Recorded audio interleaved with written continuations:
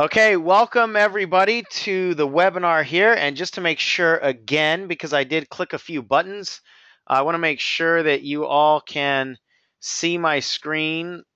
So if you can still see my screen, you can hear me loud and clear. Can you write aloha in the question area so I know that you're not responding to one of my previous questions? Nice, lots of aloha coming through the screen. So fantastic. Welcome everyone to this webinar presentation. And this is called Defeating Your Fears. That's me up at the top, Sean Smith. This is all about how to control, diminish, or completely destroy your internal obstacles. We're going to have hopefully a lot of fun tonight.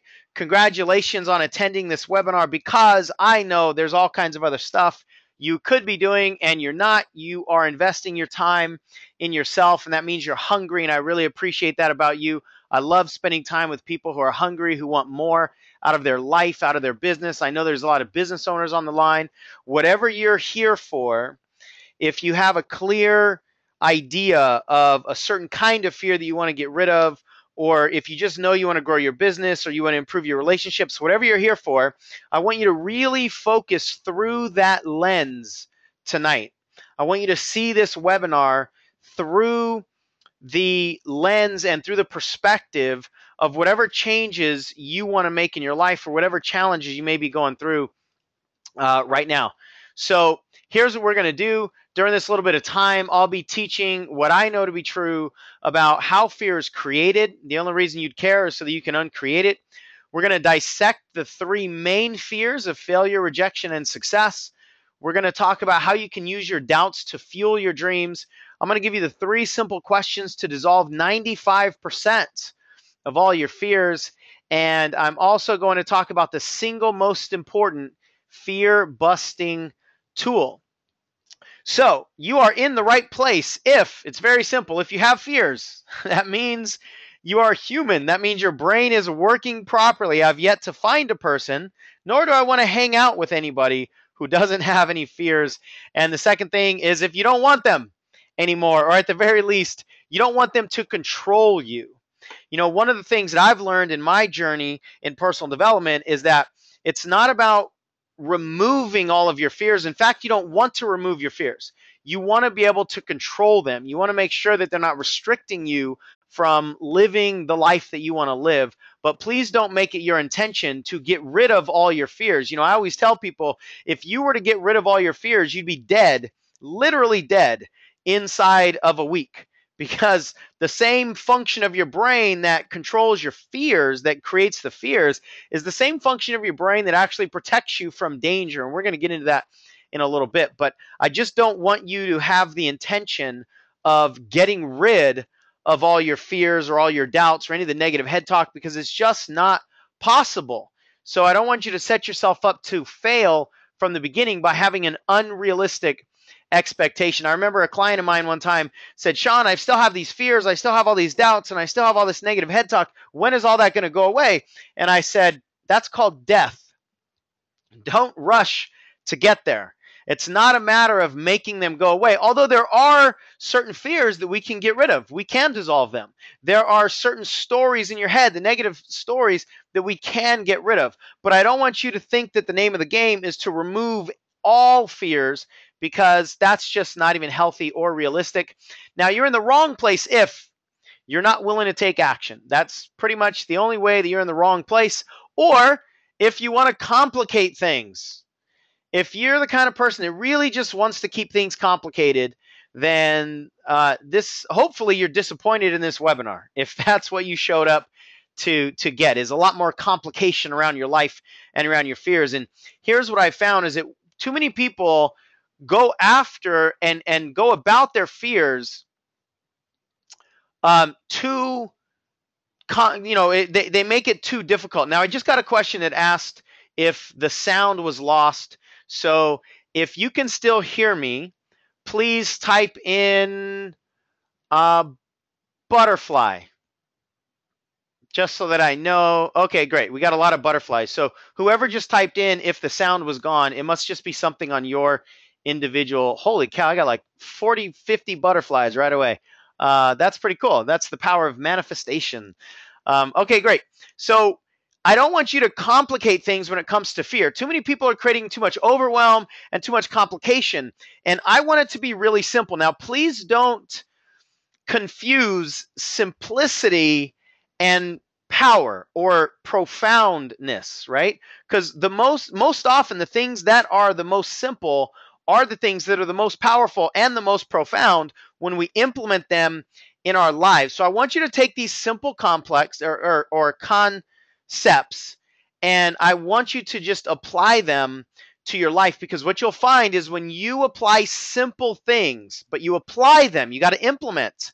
When you apply simple things, you can make complex situations start to ease up, right? So the way to handle complexity in your life and complication in your life is to take simple action, right? So if this feels elementary, that's what I've found over the last 10 years in studying personal development in my own life and coaching, I don't know how many clients over the last 10 years.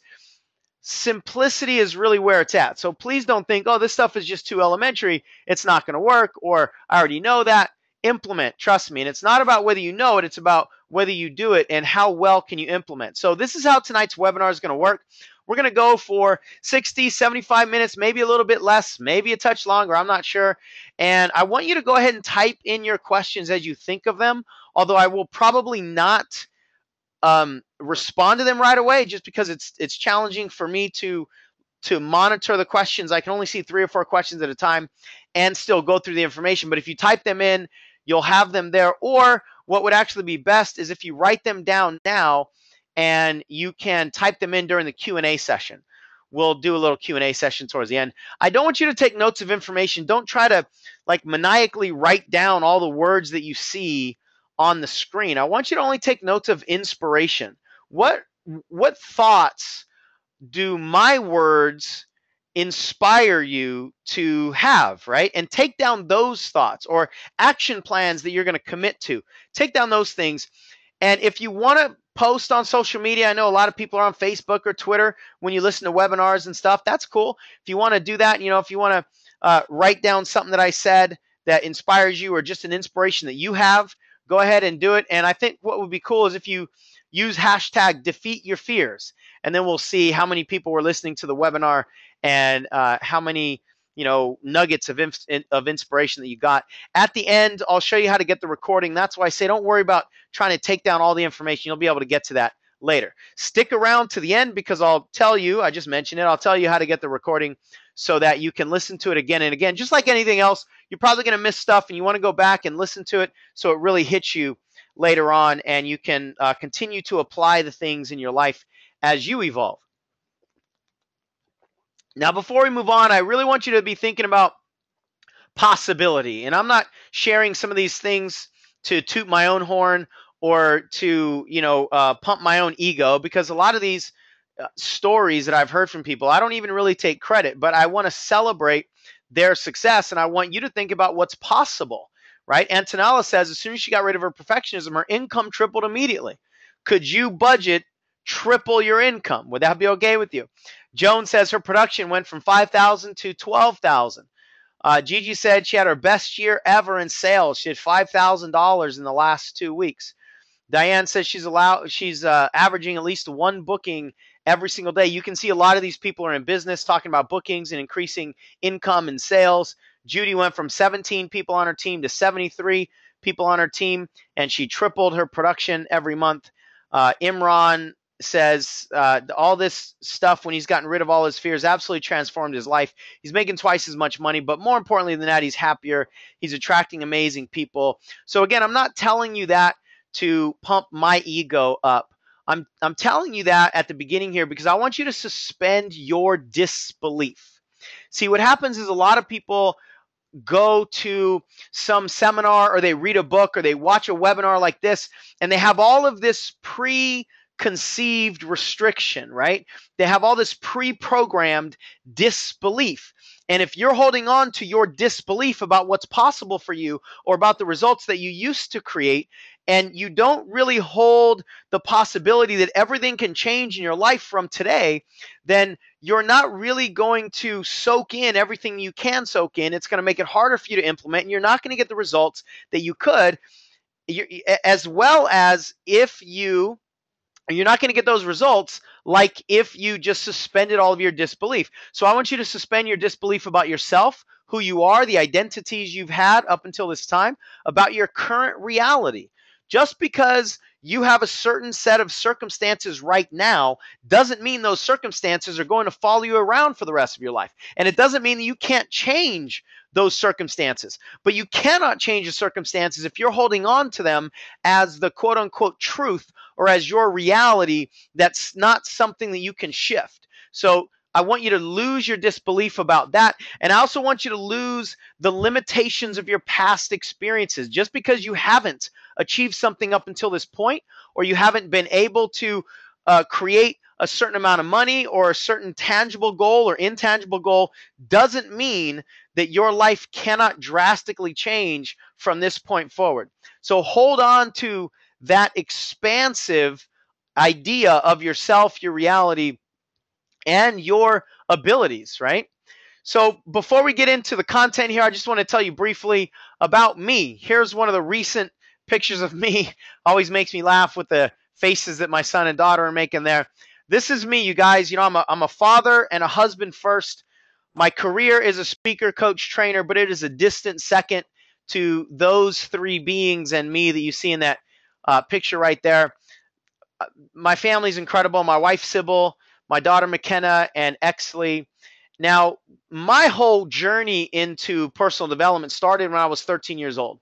On December 17th of 1986, I was riding my bicycle to school, and I pulled out in front of traffic because I almost got hit by a car coming up on the right-hand side of me. And in order to avoid getting hit by that car, I swerved to the left and I swerved out into traffic. And without even seeing what I had just done or realizing where I was, my next door neighbor actually plowed right through me. He didn't even have time to hit the brakes because I just swerved right in front of him. The police said he was traveling 50 miles an hour, and the car just went right through me. He ran me over, and I blacked out. And when I came to, I saw a bunch of cars coming at me. And I don't know if any of you've had a near-death experience, or certainly, hopefully, you've not had that kind of experience where you blacked out and you woke up in oncoming traffic. But I'll tell you what, everything shifted for me that day. You know, as these cars got bigger and bigger, I just had one thought, that I wasn't ready to die. And I stood up and I tried to run out of the street, and I fell back down because my leg had almost been severed by the bumper of the car. And I really truly don't know how I got out of the street that day. I must have army crawled or something. Next thing I remember is I was in the on the concrete on the sidewalk, and a bunch of people had gathered around, and the lady who had almost hit me on the right hand side, actually, she started to pray. And I remember her looking up to the heavens and saying, "God, please spare this little boy's life." And that was the first time that I realized this is serious stuff. I mean, I'm not in traffic anymore, but I'm not out of this thing. I still might die. And the next, several hours was such a fast and slow moving experience for me at the same time. Next thing I knew, I was in experimental surgery, and so many things were happening in the hospital. Bottom line is, they did experimental surgery on my leg. They saved my leg, and I never saw life the same. You know, if any of you have had a near-death experience, you'll know that when you almost die, when you're on death's doorstep, and you have the blessing of coming back down, you can never be the same. You can never see anything the same. And so I really started to view the world through a mortal set of lenses. I realized that I can die at any time. And I made a promise to myself that no matter what, I would do everything I possibly could to live a life where I fulfilled my potential, and I never had to look back and say, what could I have become? I was so afraid of that conversation. What could I have become? Because I knew that conversation would come with regret, and it would come with shame. So for the last 27 years, 28 years, I've lived with that promise to myself that I would never settle for mediocrity. And I started doing things differently, started to hang around different people, started to look at everybody and say, what do they have that I want? And what do other people have that I don't want? I just really started seeing the world through a different set of lenses. And that was such a huge blessing to me as a 13-year-old child to get that I am mortal. And so fast forward about 20 years, in 2005, I had this giant breakthrough when I was in a personal development seminar. I came to a life coach pulled me out of a seminar, and he did this 15-minute exercise with me, this little guided visualization. And I finally realized what was actually holding me back for so long in my life. And it was my internal fears. It was these limiting beliefs deep down inside that I was afraid that I couldn't be successful. And I was afraid of failing, and I was even afraid of trying. And so this exercise changed my entire life, and everything shifted for me internally, even externally. People started to ask what happened to me. They noticed the change in me, but they couldn't put their finger on it. So I decided that I wanted to be a speaker, and I wanted to be a trainer and a coach and help all kinds of people learn the lessons that I had just learned. And so I just lit myself on fire, basically. I was like ignorance on fire, started doing a bunch of events, backed into coaching, started doing my own seminars. I put out a bunch of programs and products and started to do private coaching, etc.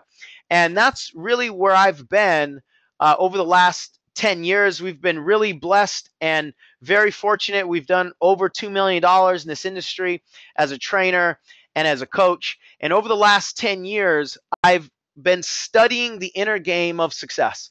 And what I've found is that the most significant relationship that we have that's going to determine whether we succeed or not is with our fears.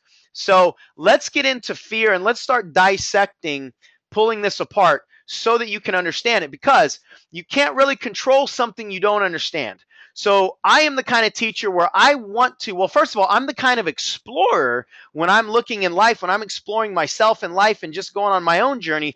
I really want to understand things. So that's the way I teach. But I also know that the brain can't control something that it doesn't first understand. So let's break this down in a real simple term, how fear is actually created.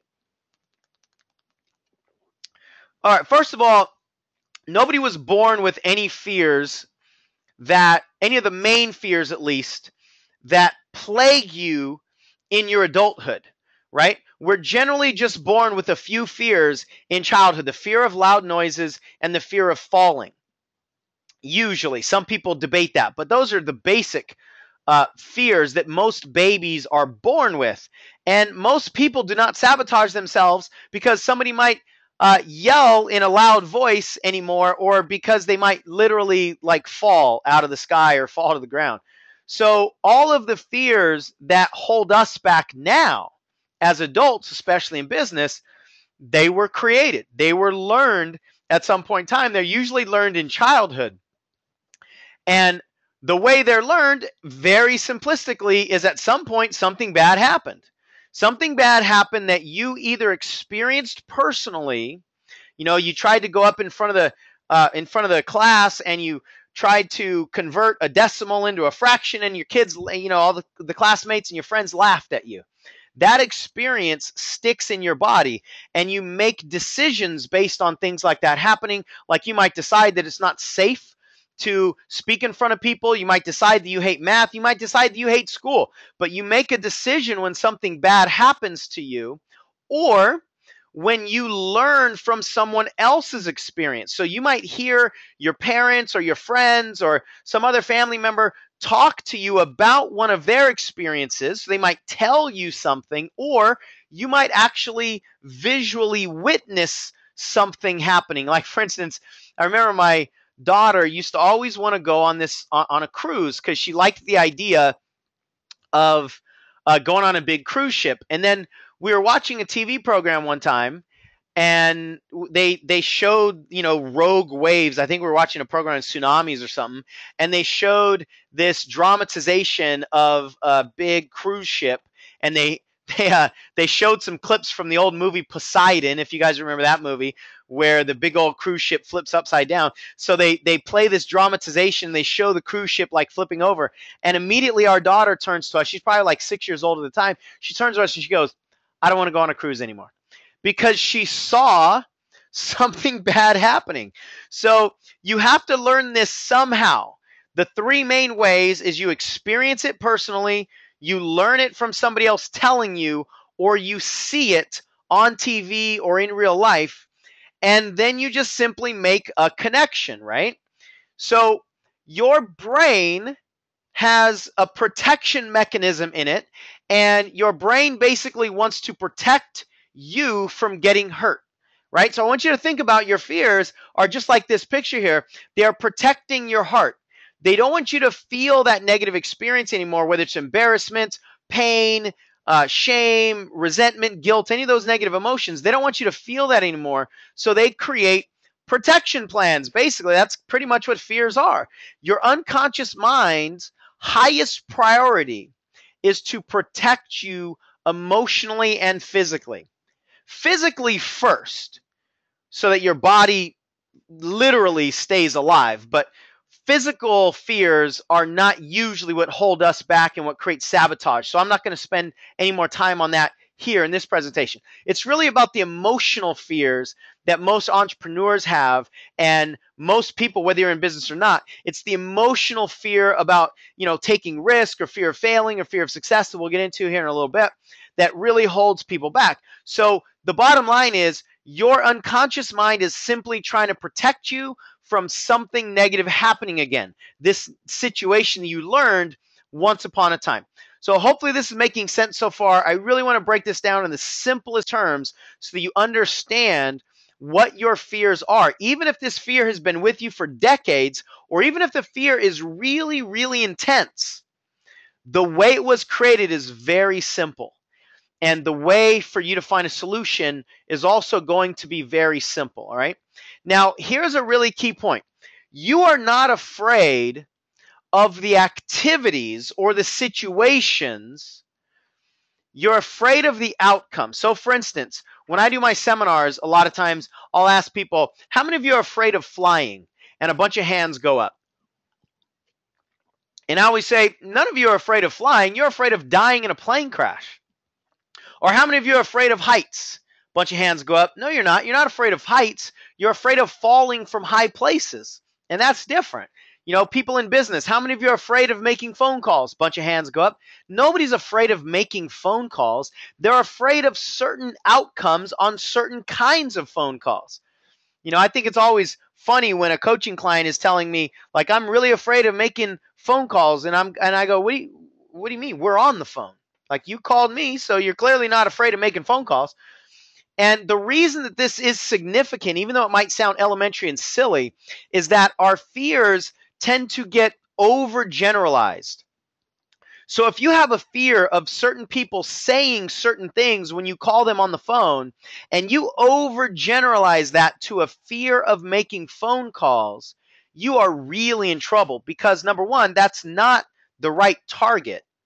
You really truly don't have a fear of making phone calls. And number two, it feels way too big to even tackle. So you're creating overwhelm every time that you're overgeneralizing things. So with fear, we have to be very specific. We have to challenge it, and we have to find out, what outcome are you actually afraid of? And what is the situation that you're afraid of? I'll give you an example.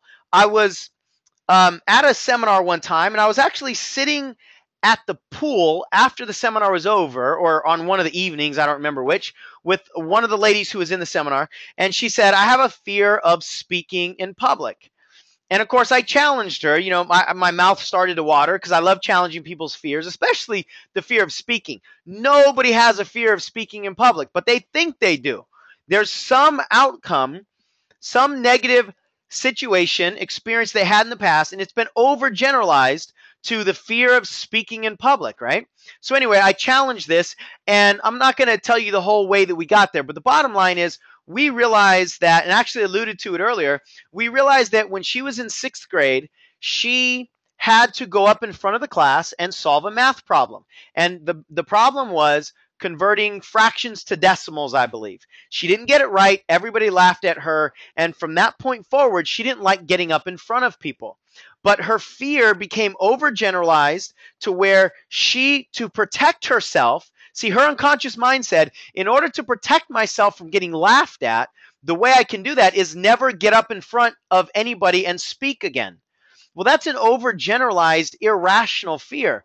But it worked for her for a while because every time she doesn't get up in front of people to talk, then she can't have the experience of getting laughed at again, right? But the side effect of that is obviously more negative than what than the protection plan, right? So she'd been holding herself back and she'd been telling herself that she's afraid to speak in public. And anyway, we identified this fear. And what I told her was, you don't have a fear of speaking in public. You have a fear of converting fractions to decimals while people watch. And it became kind of funny when she realized that that truly was the only time that she's afraid of speaking in public, because she speaks in public all the time. And when she knows her content and when she feels certain, she doesn't have the fear. So when you identify what the actual outcome and the specific scenario is, it's much easier to remove and or to clarify your fears so that they don't control you. And what I actually told her is, listen, you can keep the fear of converting fractions to decimals for the rest of your life, because I don't think you're ever going to be in that situation again. So I let her have that fear. I didn't even try to dissolve that one, because the reality is she's probably not going to ever be in that situation again. But when she got clear that that was the situation, then all the other irrational fears just didn't make sense anymore. And so she wasn't afraid of the irrational fears anymore because she was willing to challenge it, right? So I want you to be as clear as possible on the outcome that you're afraid of, not on the activity, okay? I think I went backwards here for a second. See, here's the problem. If you don't get clear on what the outcome is, and you're not able to remove the outcome or remove the connection to the outcome, or realize that that outcome is just not applicable anymore, then all you can do is avoid the activities. I want to spend a moment here because this is so critical for you to understand. If you don't break the connection between the activity and the outcome, then all you can do is try to avoid the activity. So for instance, with the example I've been using, the only thing she could do up until the time that we spent together, the only thing she could do is avoid speaking in public. Well, that's never a solid plan. Don't try to avoid the activities, because the activities that have the fear connected to them are the very activities that you need to do to achieve the things that you want to achieve in your life. So trying to just avoid the activities is never, ever, ever a good plan. You've got to disconnect between the activities and the outcomes so that you give yourself permission to take action, right? So I don't want you to live in fear of taking these, of the irrational overgeneralization of your fearful activities. Now, as it relates to just the whole idea of failure and success, I think we get it wrong when we think of failure and success as two different paths. I don't believe that failure and success are two different roads. I believe that failure and success are actually the same road. They're not different roads that you choose between. Am I going to go left to failure, or am I going to go right to success? What you have to understand is the road to success is paved with failure. Now, failure meaning all the activities and outcomes that most people are trying to avoid, right? So if you want to be successful, you have to understand inside the pavement, it's in the cement, inside the pavement on that road to success is everything that most people are trying to avoid. They're trying to avoid quote unquote rejection. They're trying to avoid people lying to them. They're trying to avoid, if you're in business, people getting in and quitting, or people firing you, or they're trying to avoid people returning their products, right? Most people are trying to avoid all the painful steps that have never, ever been avoided in the history of success. You can never find somebody who's succeeded at the thing that you're wanting to succeed without experiencing some of the challenges that you are probably trying to avoid. You just can't find them, right? So when you really get that success requires these certain experiences, and you don't have a choice between one road or the other, you really only have a choice between going forward or not. That's your choice. Because if you're going to stay where you are, that guarantees failure. If you're going to keep going no matter what bumps and no matter what cracks are in the road, no matter what potholes you encounter, if you just determine you're going to keep going, you're going to learn the lesson and still stay persistent, then you succeed. And I know this sounds so ridiculously simple, but it's not the way most people operate. It's not the way most people handle these situations that are emotionally uncomfortable.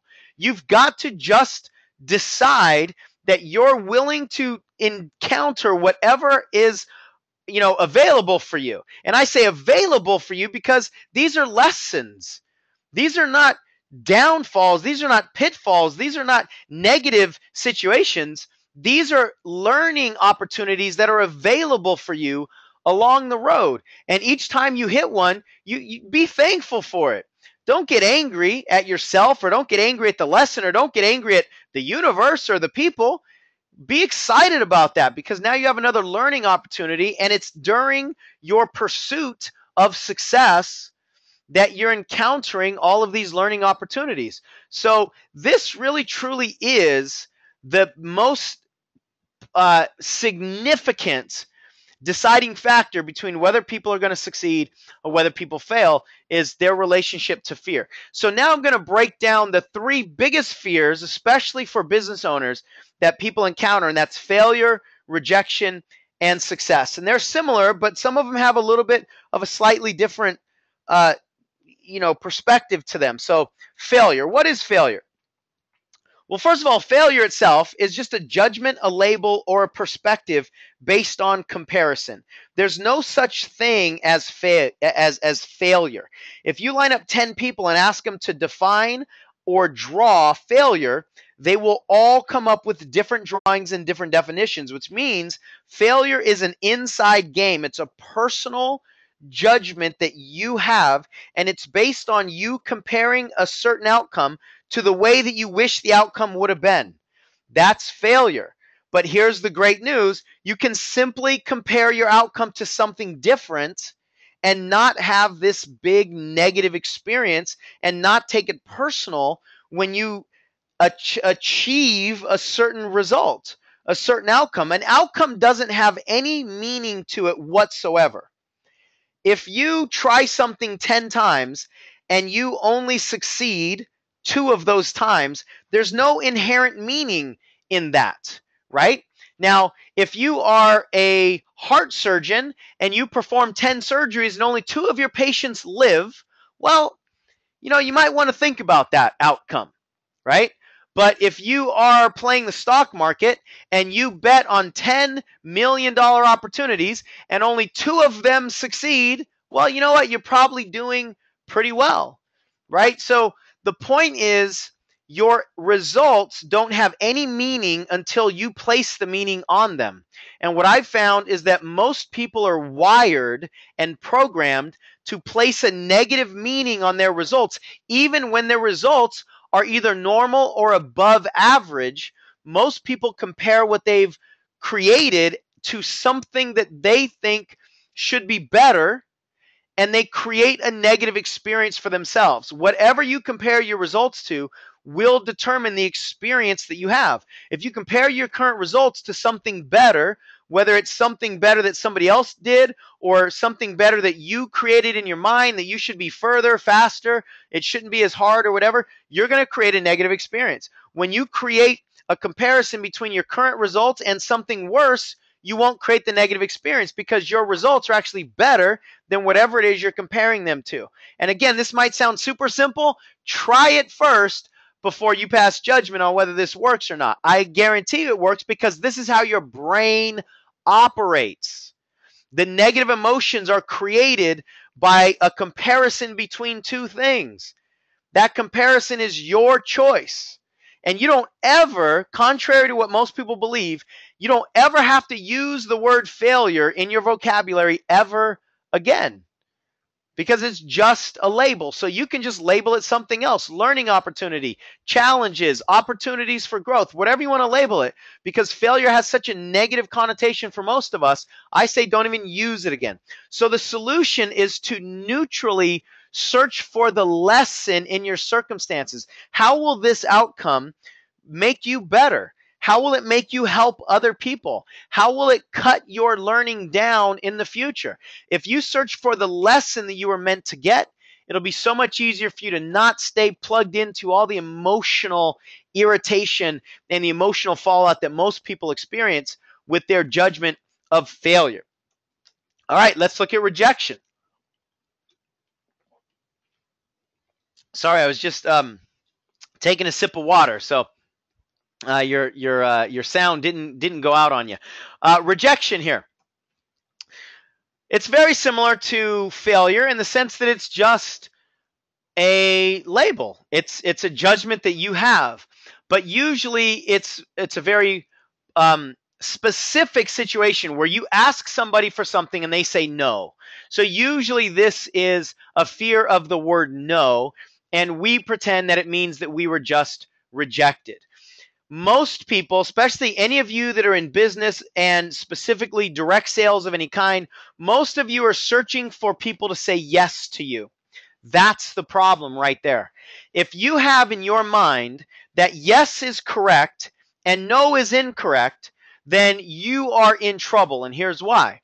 Number one, you will energetically try to avoid people saying no. And because you're energetically afraid of them saying no, you will actually create your energy and you will magnetize and you will manifest more people saying no, because that's what your energy is on. Even though you're trying to avoid it, you're still focused almost entirely on them not saying no. And since that's what you're focused on, that's actually the situation that you're going to create even more unconsciously with your energy. You're going to create more people saying no to you because that's what you're afraid of.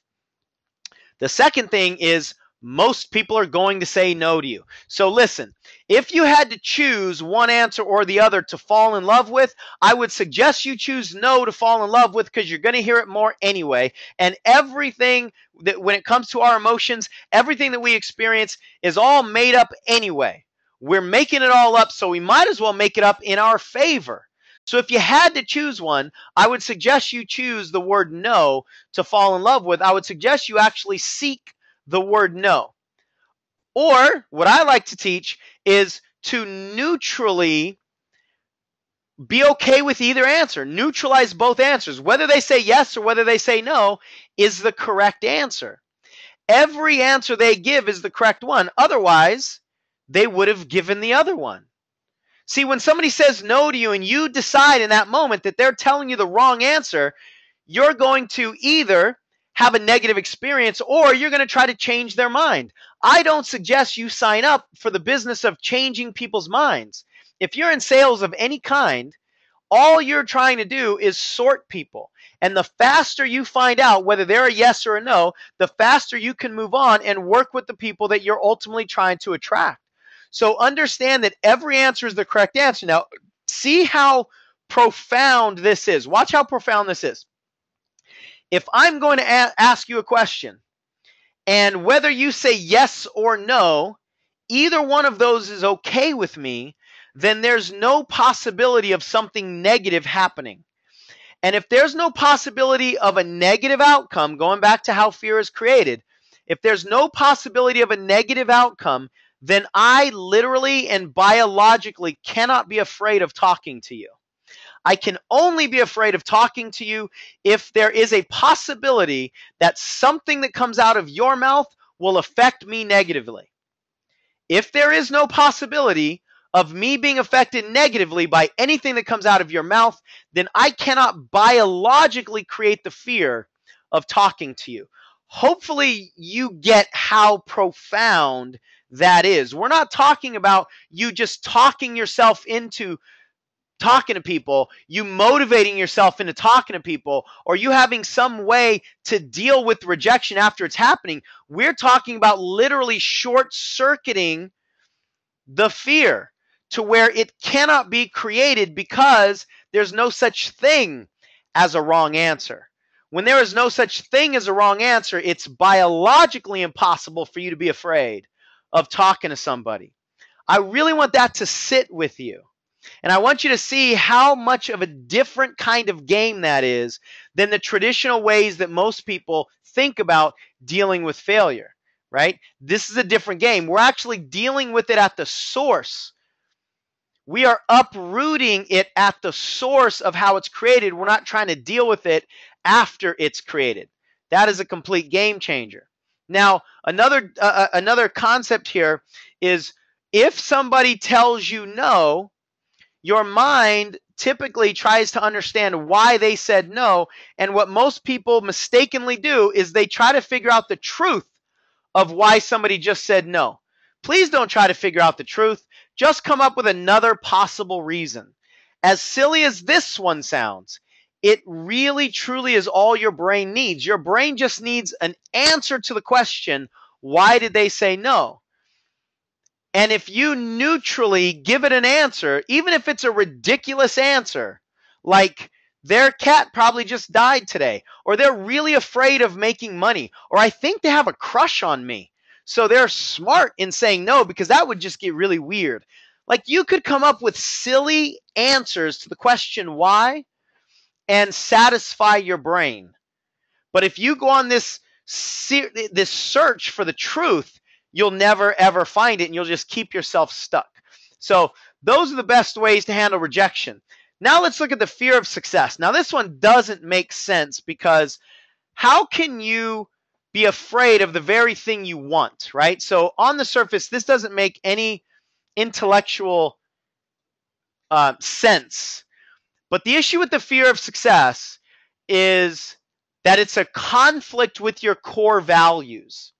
See, for most people, becoming as successful as they want to become intellectually will actually cause their life to change in a way that they are uncomfortable with. So if you becoming more successful means you're going to have more responsibility, then you have a fear of success. If you becoming more successful means you're going to have to step up in front of rooms and motivate them, and you have a fear of speaking, then you have a conflict and a fear of success. If you becoming successful means you're going to be spending less time with your family, then you have a conflict and you have a fear of success. That last one is the one that pops up for me most often because I don't want to take time away from my family. Now, there's a part of me that would love to just be on the road 365 days of the year, go to every seminar out there that was ever created because I love that environment. But there's another part of me that doesn't want to do anything but stay at home and just be a dad. And so those values conflict. And when they collide and conflict, I have a fear of success. And that's where sabotage is created. More sabotage is created inside the fear of success than is created inside the fear of failure or the fear of rejection or the idea that you're a procrastinator or a perfectionist or any of that. More sabotage is actually created out of the fear of success. Now, this is a big problem because most people don't understand the fear of success. They haven't looked at the values that they're in direct conflict with. And if you don't have awareness on what the conflict is, then you can't do anything about it, right? So I want you to think about what are your core values that success is actually offending and in conflict with. And the solution is this. Don't think that this is an either or scenario. So for me, it's not whether I want to be successful in my career or I want to have a happy life with my family. The answer is, how can I do both? This is an and scenario. How can I be fulfilled in my career and fulfilled with my family to the highest degree possible in both arenas? And you also have to give yourself permission to be flexible. Please don't come up with hard and fast rules when it comes to your success and your fulfillment and happiness in life. You have to be flexible when it comes to your core values. Don't be rigid, because sometimes you have to adjust your core values and your permission of which ones you choose to fulfill on a daily basis. Sometimes you have to make those adjustments daily. Sometimes you have to make those adjustments hourly, right? When things happen in your life. So take it easy on yourself and be a lot less rigid when it comes to your core values, and you'll have more permission to succeed. Now, if you do have any of those deeper fears, like the fear of rejection that's so deep, or the fear of speaking that's so deep that it really truly brings an emotional physical response for you, then there are some of those fears that need to get they need to get cleared. They need to get cleared with somebody like a life coach or a therapist or a counselor or something like that. Somebody who is certified and capable of releasing those fears. Now, I'm biased because I'm in the coaching arena. I am a coach. So I think you should find a coach that is certified and really is an expert in getting rid of those kinds of fears and obstacles so that you can take action. I don't want you to just study them.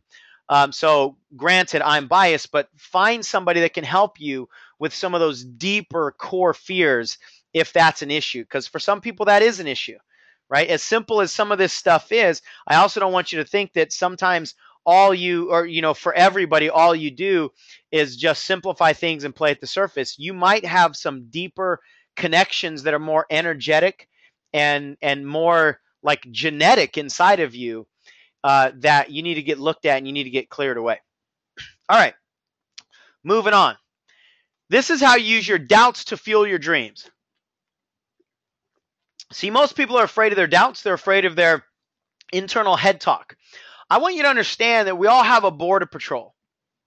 And this border patrol is made up of that piece of you that I already talked about that wants to keep you safe from anything that's potentially negative in your life. So you have, as we all do, a certain comfort zone right now. And you've been programmed to believe that anything beyond your current comfort zone is, well, by definition, uncomfortable and potentially scary or painful, right? Or maybe it will be one of those conflicts that I just talked about. If you move beyond your comfort zone, you're going to have to trade in one of your core values.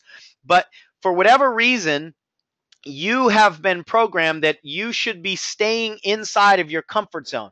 And and because of that, you have this border patrol that's made up of this piece of you that just simply wants to keep you safe. It wants to keep you inside your boundaries as much as possible. So what happens is when you get excited, you get emotionally drunk, you get motivated, you start taking action towards your goals, and you start challenging the walls of your comfort zone, your border patrol is going to get engaged, right? And when you start challenging those walls, your border patrol is going to rain down on you with the only ammunition that it has, which is fears, doubts, painful thoughts, painful memories. That's all it can do, is it can turn negative with your internal head talk and throw it at you. But you have to understand, the only reason they're throwing it at you is because you are headed toward the walls of your current comfort zone. And we've all heard, I'm sure, if you've been in the personal development world for a while, that everything you want is outside your comfort zone. So you should be going after what's beyond your comfort zone. And so when you get all these doubts inside of you that scream at you and yell at you and tell you that you shouldn't be doing this and say things like, well, what if they say no and what if it doesn't work? Don't take that as a stop sign. Take that as a go sign, because those doubts are confirmation that you're going in the right direction. Otherwise, your border patrol wouldn't be engaged. If you just are sitting in the middle of your comfort zone, your border patrol has no reason to be on guard. It has no reason to be at its post. It's only when you are running toward the walls and you are challenging the walls that your border patrol is going to fire on you.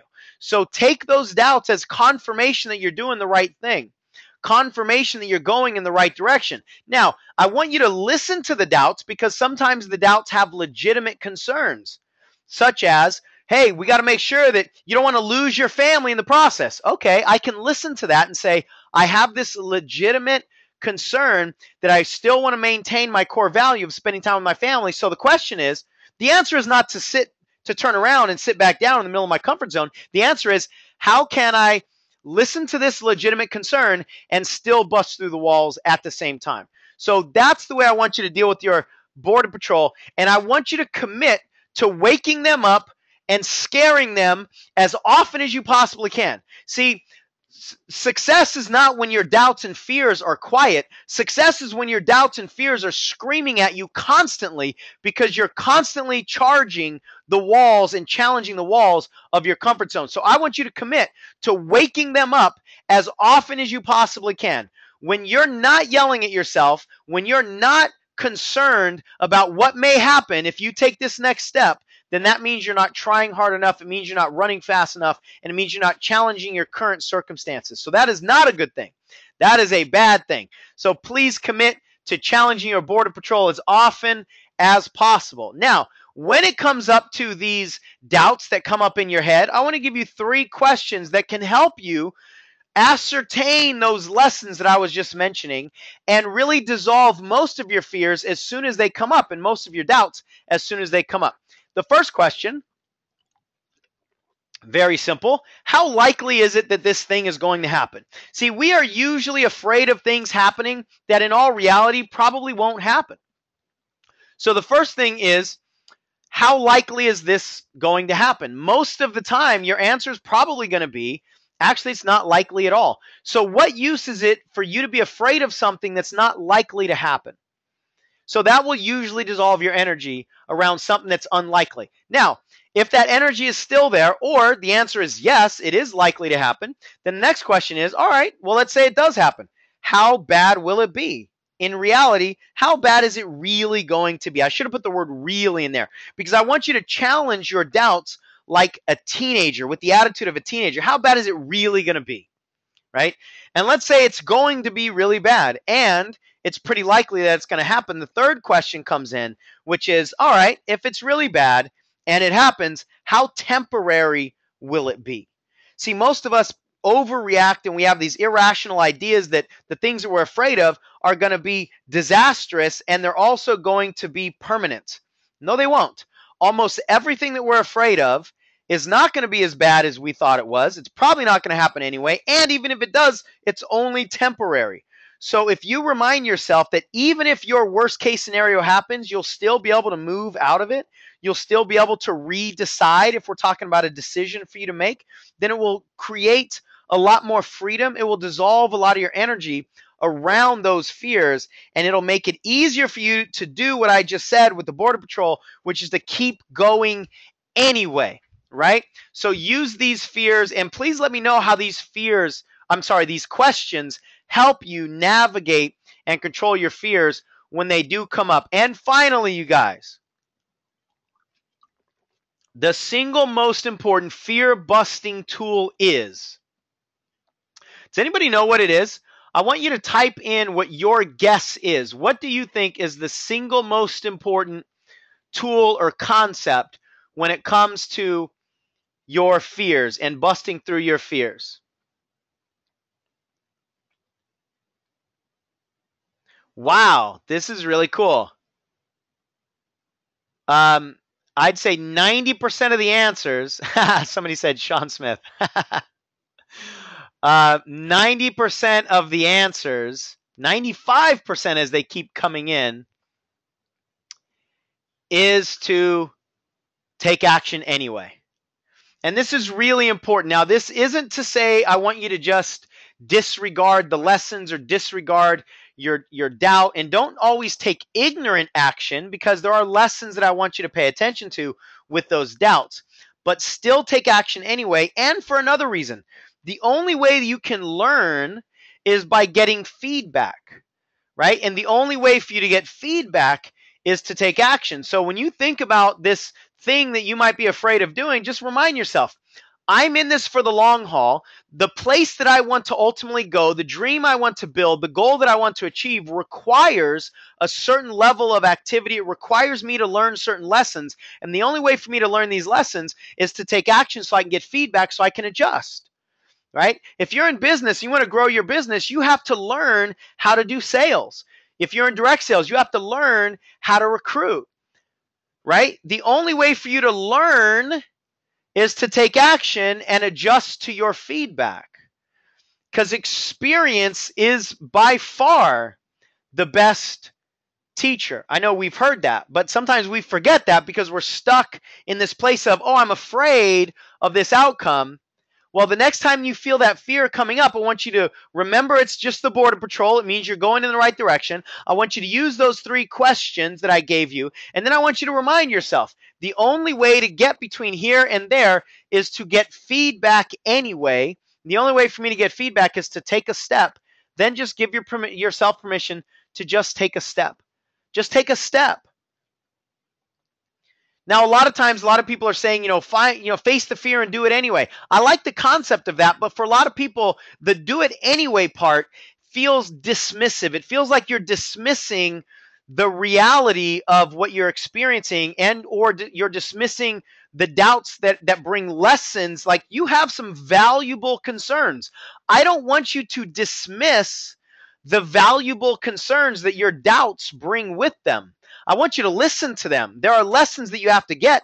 And a lot of times, the only ways you're going to get those lessons is by paying attention to those concerns that your Border Patrol is throwing at you. So I personally don't like the dismissive nature of the idea of just feel it, the fear, and do it anyway, because I want you to explore the fear. I want you to learn what you're supposed to learn from the fear, and then take committed exploratory action. I've never thought of it till that way till right now. Exploratory action. You're exploring. The only way for you to learn is for you to take action while you are exploring. So that's what I want you to really focus on, taking action. Hopefully these concepts have been very valuable to you. I'm going to open it up for Q&A here in a second.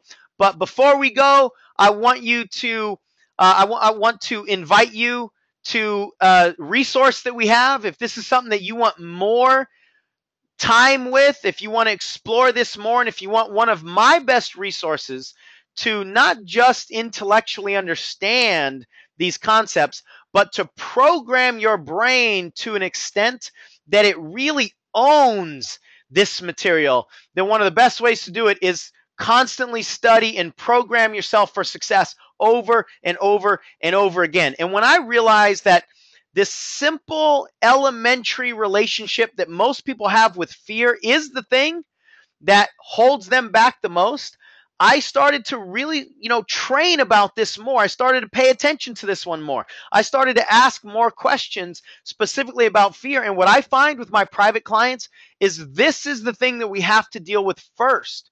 Before we teach any of the tools, the concepts, how to market, how to sell, any of those how-tos won't matter unless and until you clear up your own relationship with fear. Now, since most of you, myself included, have been programmed to have a negative relationship with fear and failure and rejection and all these things I've been talking about for literally decades, because this starts very early on in childhood. We continue getting this programming through the media, the movies that we watch, the traditional sayings that we have in society. We are programmed to be afraid of failure. We are programmed to have a negative relationship with our fears. You must reprogram your relationship with your fears. And my experience is the only way to do that is through consistency.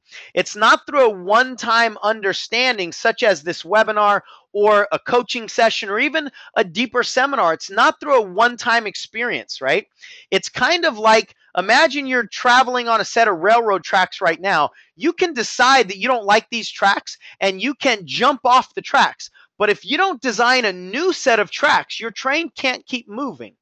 And the only way to design a new set of tracks is to consistently reprogram your mind with the right messages to change your relationship to your fears, to your doubts. And that's why I created this audio collection. So it's called Defeating Your Fears. You can take a look at it there at the website there below, coachshansmith.com/DYF for Defeating Your Fears. It has 5 different audios. So there's 8 CDs because a few of the CDs or a few of the audios have more than one CD. These 5 audios, the first one is Face, Embrace, and Erase Your Fears. This is all about really exploring and embracing everything that's happening to you instead of trying to resist everything that's happening to you. That's a deep dive one. It's 2 CDs. The next one I call F Your Fears, 5 Fixes to Freedom and Fulfillment. And the 5 fixes are all words that start with the letter F. And I had a lot of fun with that one because of the connotation of the title, obviously. But you've really got to have this challenging energy with your fears. You can't be passive with your fears. You got to challenge them. You got to challenge them with some attitude. And that CD will really help light you up in that arena. The next one is Transitions and Transformations. I make a distinction between what transitions and transformations actually are in your life, and you have to handle them differently. There are certain ways that you need to embrace and and face transitions, and that's not the same way that you've got to challenge, or rather embrace and face transformations. So that one was a really good CD. The next one is Functioning Without Fear, and it's really not about eliminating all fear whatsoever, but it really is controlling. It's a deeper dive into some of the concepts that we talked about here. That's a 2 CD program. And the final one is also a 2 CD program, Embracing Boundaries to Expand Your Brilliance. And I get more into detail about the Border Patrol and how you can not only acknowledge your borders of your comfort zone, but how you can constantly expand them. And you do that with embracing, and you do that with flexibility, etc. So this is a resource if you want more help in reprogramming your mind. And what I want you to do is listen to these programs over and over and over and over again. It's not information that I just want you to intellectually capture one time. I want you to program yourself over and over and over again by listening to them constantly. The 5th time you listen to any one of those CDs, you're going to pick something up that you didn't hear the first 4 times because you're in a different place, or because the first 4 times I had just said something that took your brain on a tangent and you weren't listening to those words, right? So if you really want to change your programming around fear, you've got to constantly and consistently reprogram yourself. Now, there are a couple bonuses that you get with this. The first bonus is that you're going to get immediate access to the audio recordings. You're going to get the physical CDs, just like you see in the picture, because a lot of people really like the physical CDs they can put into their car and listen, or it's easier to transfer, like from the computer and stuff, to their phone or iPad, or that's just the way they want it. They like the physical thing, or you can hand that around, to people in your unit or teams. So you're going to get the physical CDs, but obviously that's going to take a little while to get to you. But tonight, literally, you can start downloading and or listening to all of these tracks as soon as you grab this product, if this is something that you really want. And the second thing is, we're going to line you up with a private strategy session with one of our MVP trained life and business coaches. That's a $200 value. And I really want you to think about this as an implementation session. So what my suggestion is for you to listen to the program several times and then get with a coach so that we can help you implement, and we can help you fill in any gaps, or we can help you decide where you should focus first in your life. We can help you clarify what some of the outcomes are if you're having any challenges really translating the material or applying it to your life. Let a certified coach, somebody who's trained in this, help you out and help you implement the information. So the investment, we really wanted to make it a simple investment for you. We've never offered it this low. Usually when we offer this program, it's $67, and plenty of people have bought it at $67, even when I go to live events. But for this webinar, we wanted to do something really easy for you all. Hopefully this is a price that is easily digestible. And even if it's not, we're offering a payment plan. So you can make 2 payments 30 days apart of only $29. Now, there is shipping and handling of $6 or $7, I think, just to cover our hard costs of mailing it out to you and actually having the program created. But hopefully this is an investment that's simple enough for you to take action on, and will really truly change your life. So if this is speaking to you and you want to grab this resource to help you reprogram your brain, not just intellectually understand what we're talking about, but really reprogram your brain, then this is an audio collection for you. The significant question to ask yourself, and this is just in life in general, this is, how do you confront these fears? The significant question is not what's the cost of taking action, whether it's an investment opportunity, something to purchase like we're talking about now, or leaving a job and going for your dreams, or whatever that thing is. I will never tell people what they should do, but I will always give them these questions. What's the cost of taking action is the way that most people think about it, and that's going to always keep you stuck. The way I want you to think about any opportunity going forward is, what's the cost of not taking action? Because not taking action will keep you in your comfort zone. Taking action is the only thing that has the possibility of moving you beyond your comfort zone. So I don't want you to think about what will happen negatively if I swing the bat. I want you to think about what will happen negatively if I don't swing the bat. Because this journey of life is not going to be easy, but it will be worth it if you commit to swinging the bat. And what I know to be true is at the end of our lives, we are not going to care if we achieved our goals or our dreams. We will only look back at our lives and we'll have one question: did I go for it? If you can look back at your life and say, I went for it, I swung the bat, I took the shot, I tried my best to go after my goals and dreams, you will be okay with that conversation. You will be okay when you look back in your life and you'll say, you know what? I didn't get everything I went for, but gosh darn it, I tried. But if you look back on your life and you have to admit that you didn't try, I mean, I just hope you're not there. I mean, I'm speechless literally even thinking about that, because I don't even want to put myself there. That kind of energy, I don't even want to entertain the idea of looking back and saying, you know what? I had one shot on this planet and I didn't even try my hardest, right? So whatever that looks like for you, go for it. Take action. Make yourself proud of your effort regardless of the outcome. So that is it for this webinar. I'm going to stick around for Q&A for a few minutes here. If you want the recording of this, then send an email to info@coachshansmith.com with the subject line DYF webinar recording, please, and we'll send you the link of the recording when it's ready and when it's posted. If you want to grab the resource Defeating Your Fears audio collection, that's the website there that you can go to. So with that, everyone, hopefully this has been helpful. I am going to open it up and do my best to answer any questions that you have. So somebody says, is it in US dollars? Yes, this is in US dollars. Thank you for that reminder. Somebody says, I am on the website. I'm excited. Awesome. I'm excited for you too. Face it, embrace it, ace it, replace it. I like that, Diane. That's really cool. Let's see. Let's see if you have any questions that you want me to answer. Actually, let's do this. Repost your questions, because I had a lot of people that were answering some of my questions and writing butterfly and aloha and action and all that stuff throughout the webinar. So if you have a question on the content or the resource that you want answered, addressed right now, then go ahead and post it in here and I'll do my best to address it before we leave. Somebody says, what's the email address again?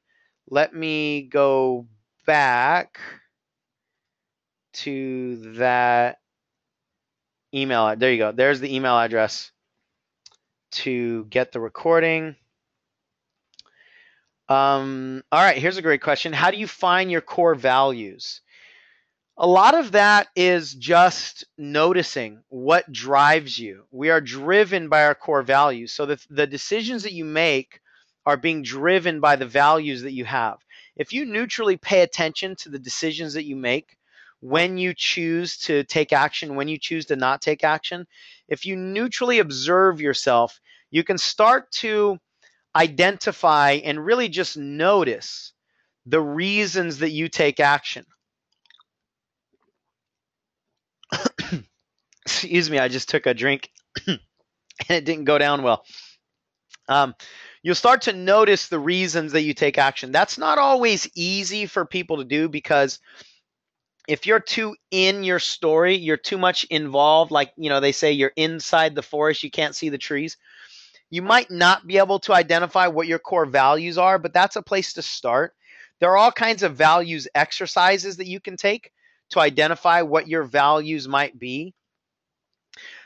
I don't know that I've ever even thought of this, but I think most people have generally a similar set of values. They value integrity and honesty. They value fun. They value family time and freedom. Freedom is definitely one of the core values for just about everybody, even if it's language a little bit differently. But for your individual values, that's what I would do. And if you do get this resource and you get the coaching call with it, or if you get on a coaching call with anybody else, a different company or our company later on, then ask them. Ask them what.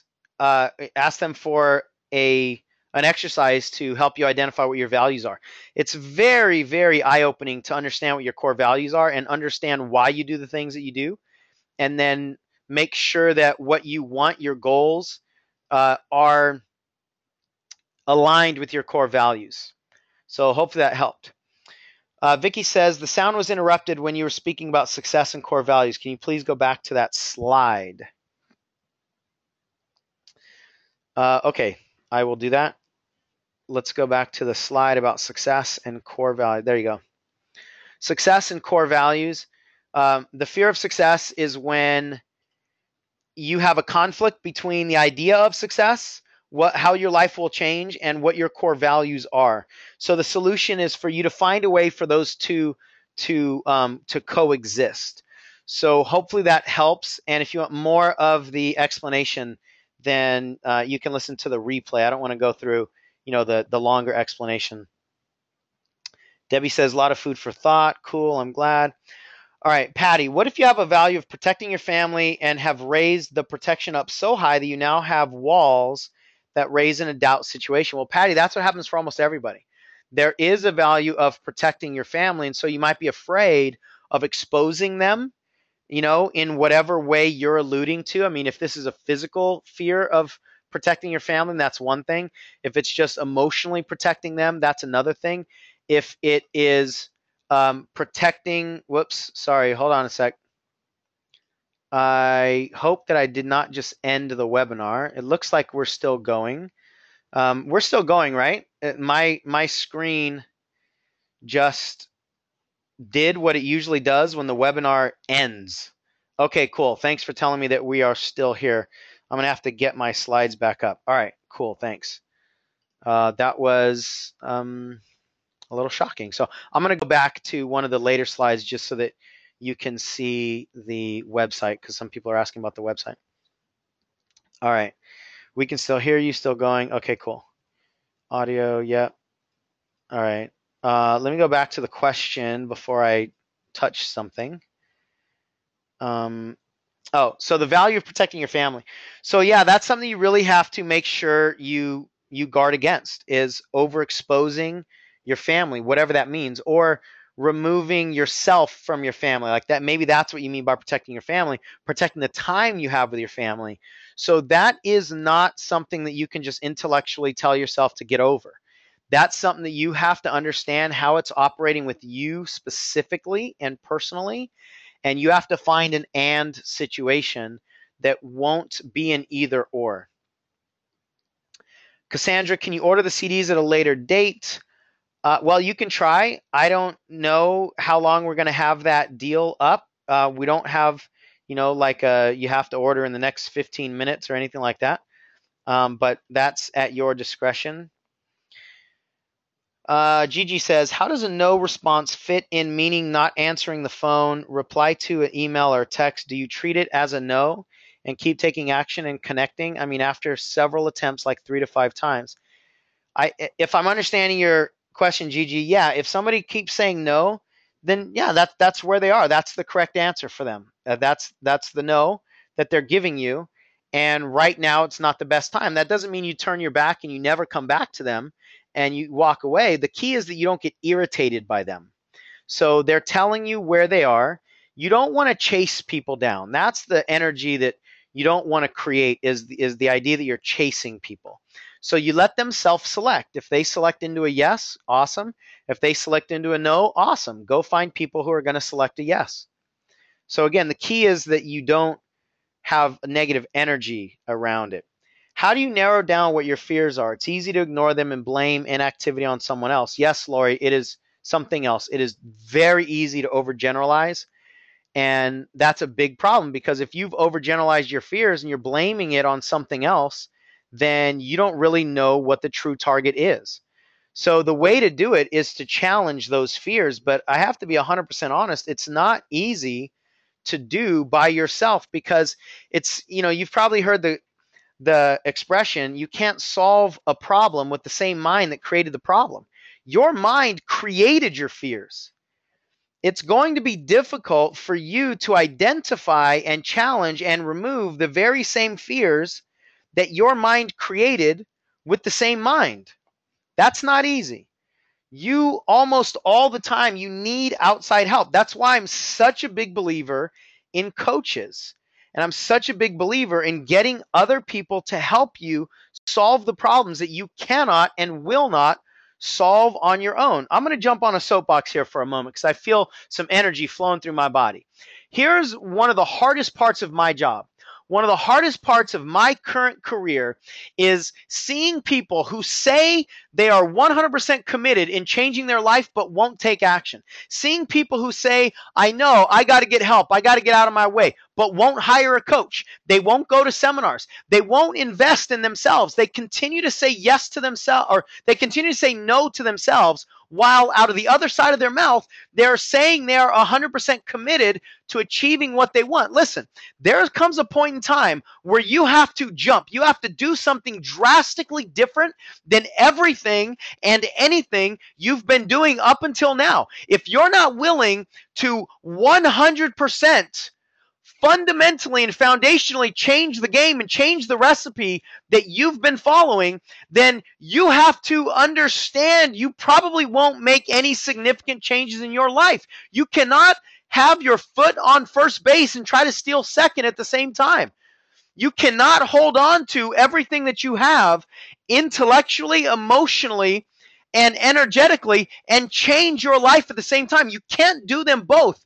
So where I get where I get sad and frustrated on behalf of other people is when I see people say, I really want to change my life, but I'm not willing to do what it's going to take to change my life.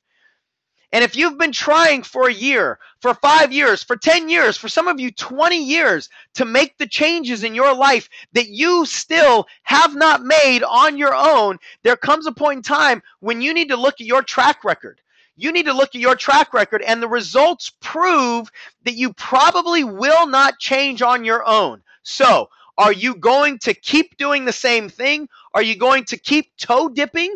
Or do you have the willingness to jump in the water? Don't try to learn how to swim by dipping your toe in the water. The only way you learn how to swim is by jumping in the middle of the water and doing it. And only those people who have the mentality that I am willing to fundamentally and foundationally change everything, those are the only people that are willing to risk it all in order to gain it all. Those are the only people that achieve what they want in their life. So please don't be one of those people who are saying with your mouth that you're committed to achieve, but you're not backing that up. Your actions are not aligned. Because you will never achieve anything significant. You will never take any significant steps forward because your actions are not aligning with the thing that you say you want. If you want to change your life, then act like it. If you are no longer willing to have what you currently have, then act like it. If you want to completely shift every circumstance that you have in your life right now, then act like it. Your circumstances should not determine who you are. Your circumstances should not be your identity.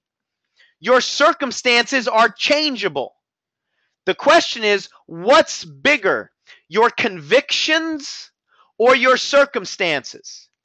Are you more committed to what you want to create, or are you more committed to what you have created up until this point? And there comes a point in time when you simply have to act like it. If you say you want what you say you want, if you truly do want that, then act like it. And the operating word is act. The operating word is not talk like it. The operating word is not think like it. The operating word is act like it. The world changes only for people who are willing to take committed and sometimes crazy action. Radical action. You cannot be tethered to the middle of your comfort zone and achieve anything significant in your life at the same time. So the question is, are you willing to take the jump? Are you willing to take the leap? Not because it's important that you stick the landing or it's important that you achieve the goal. Are you willing to take the jump so that at some point in time you can look back and say, at least I jumped. At least I jumped. At least I tried. It's not important that you achieve, it's important that you try. And as soon as that becomes your new definition of success, your life will fundamentally and foundationally change. When your definition of success is trying, when your definition of success is the effort, not the outcome, and when your definition of failure is not trying, and you start operating on the new definition of failure and the new definition of success, everything changes. You'll get into action. You'll create the energy inside of you that magnetizes the results that you're looking for. That's the only way to change your life. And that's the hardest part of what I do, is seeing people who have the ability to change everything in their world, and they keep betting against themselves. At some point in time, you got to take everything you have and bet it on yourself. Because it's better to find out what you're made of than to go to your grave with unspent potential, never knowing. So take action. Man, I felt that coming on. I felt that energy just starting to come up from the tips of my toes. And I was like, oh boy, heads up.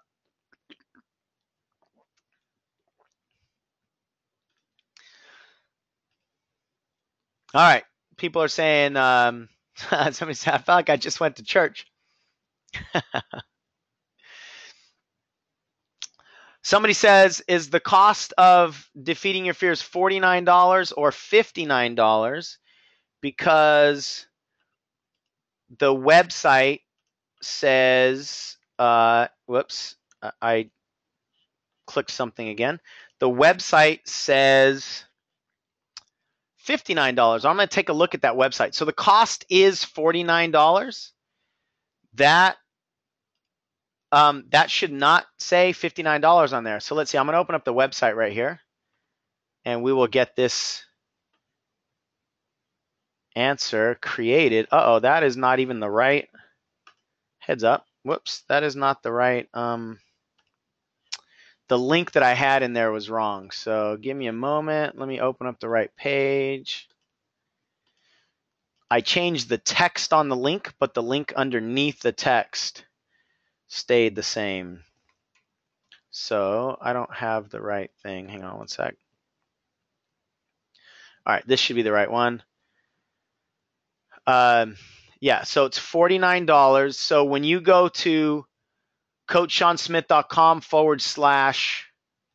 I'll type it in here so you guys can just click the link. When you go to coachseansmith.com/DYF, I just sent it to everybody in the comments. It'll take you to this page, and it shows up here the $49. Let's see if I can blow this up a little bit. $49 plus shipping and handling, or $29 times 2. So that's the page that you should go to. All right, let me go back to the slides. What was the hashtag again for the nuggets we want to post?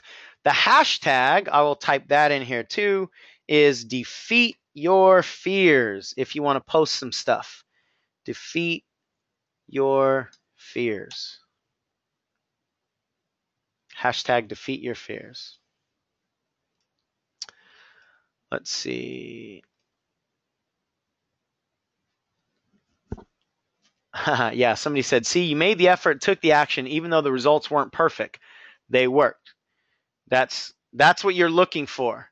You're looking for outcomes. You're not looking for the right outcomes. You're not looking for any correct outcomes. You're looking for outcomes. Beatrice says, how long does it generally take to have immediate access? You should get the email, Beatrice, in a matter of minutes. Sometimes it takes a little bit of time, but I will go in and make sure that everybody who ordered tonight gets the email right away with immediate access.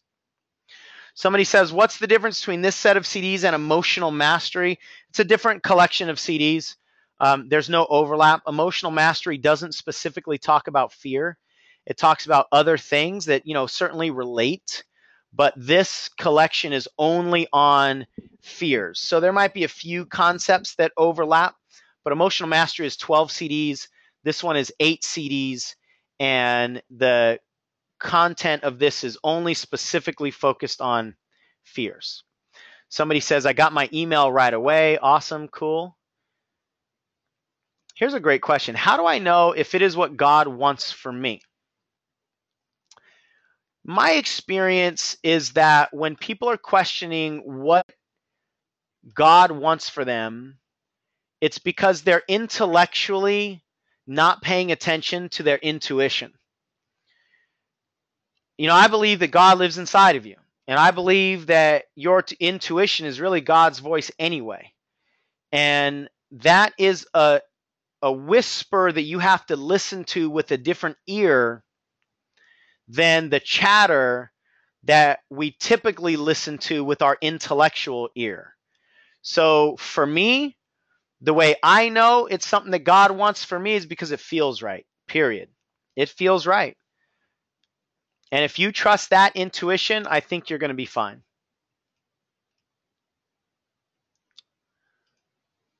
Let's see. Awesome. How do I pull out all the stops without feeling selfish? Julie, selfish gets a bad rap because we're all selfish. We are the only experience that we have access to is our self experience. So everything is selfish. And there's nothing wrong with being selfish in the sense of taking care of yourself. The negative connotation of selfish is when you don't care about other people anymore. And just because you have that question means you're not going to disregard other people. So I don't have any concern by the fact that you asked the question. I don't have any concern that you're going to get to the point where you start disregarding other people. You'll be fine.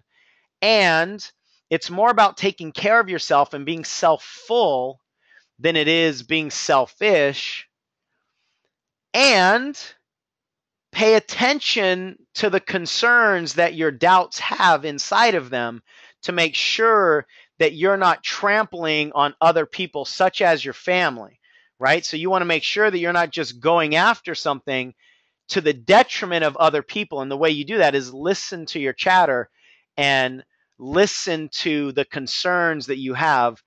And that's the best way that you're not going to make rash decisions at the expense of other people. So somebody else is saying, what is the link again? I think this might have been an older question about the $59. I'm not sure where you guys are seeing that $59 actually. So just use the link that you can either type in the link that I have. I wonder if you guys, are any of you clicking on the link and maybe it's a clickable link on your computer screen? If it's a clickable link, then the link underneath it might be routing you to the wrong place. But if you just type it in like this, or you click the link that I sent in the discussion in the chat area, that'll take you to the right place. So it shouldn't be a $59 deal. Oh, somebody says the $59 is listed on your main page. See, I told you. That's the price is higher. And that must have been a special too, because we usually sell this for $67.